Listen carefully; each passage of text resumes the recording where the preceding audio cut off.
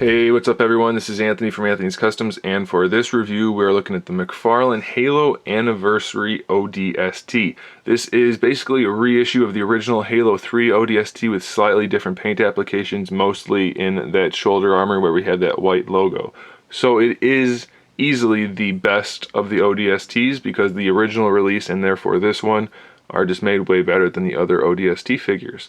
He stands only 4 3/4 inches tall, but he is just packed full of detail, both paint and sculpt wise, and he's got a pretty good range of motion in his articulation.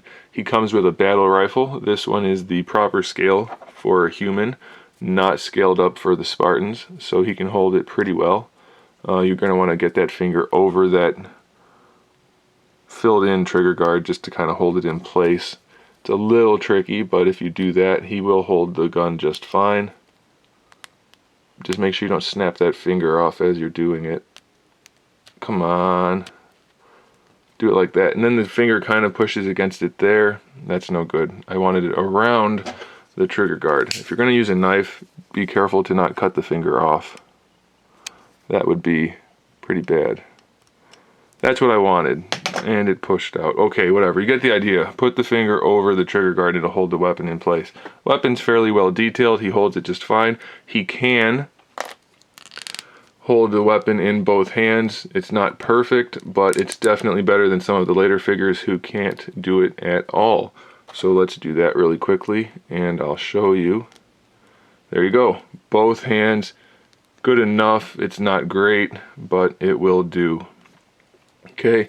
We have a really nice metallic gunmetal for most of the figure. We have a fairly glossy dark blue for the visor. Lots of lighter silvers in there, and then the black and silver camo. I don't know why I said fake. Looks pretty good. I like it. And then we have lots of little details. Pretty monochromatic figure. I guess not really mono, but grayscale figure. That's a good way of putting it. But it still has really nice appeal just because of the detail.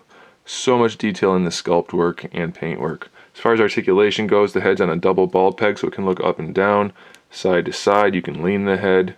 Pretty much all you want to do. Of course, the helmet does bump against the shoulder a little bit, but what are you going to do? You have a ball hinge shoulder that actually swivels in the torso, and then the hinge works like that. You can see that in there, so that lets the arm come out, and then that's where our bicep swivel is also. We have a single jointed elbow. Gives a little bit less than 90 degrees, but you could see when I put the gun in his hands, it's good enough to pose him. And then we have just a ball peg for the wrist to give us our rotation and hinging, so to speak. For the torso, what do we have? Looks like it's just a swivel. I don't think there's any forward and back or side to side. So just a swivel in the torso, but it's really well hidden. You can never tell where it is unless you're looking from the back.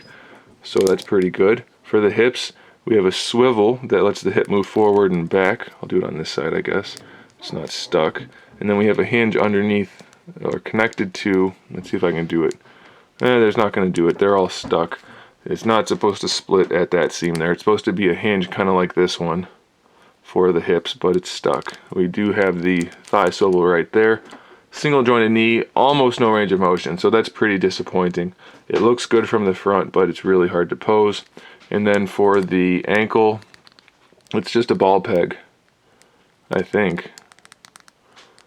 Oh no, it's a hinge actually. It's a ball peg with a hinge, so it'll hinge and swivel. So it's going to take a little bit of work, finagling, but you can get that ankle posed a little bit better than I expected, so that's alright.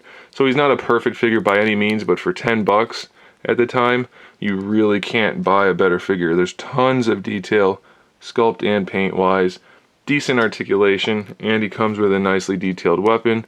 The hole in the weapon is for the weapon peg, and the reason that's there is because you can put the weapon on his back so that he's not carrying it if you don't want him to. Just peg that in, and then the weapon's back there. Very nice figure. I recommend it for sure if you like small scale military type figures or Halo. It's one you should have for sure if you're a Halo collector, no doubt. So there it is, guys. Thanks for watching. Make sure you stay tuned to my channel and subscribe for my upcoming figure reviews, custom figures, and other good stuff. And in the meantime, keep collecting.